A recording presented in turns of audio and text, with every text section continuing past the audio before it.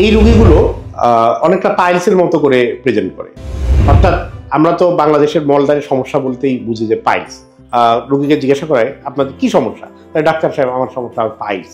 তা এই রোগীগুলো আসে যে এদের রক্ত যায় পায়খানা রাস্তা দিয়ে, তারপর সেখানে ব্যথা করে, ওখান দিয়ে ডিসচার্জ মানে ওখান দিয়ে পুজ বা পানির মতো নিঃসরণ ঘটে, ভিজা থাকে, এবং সর্বোপরি যেহেতু এটা একটা ক্যান্সার, এটা ধীরে ধীরে ধীরে মলদারটাকে ধ্বংস করতে থাকে।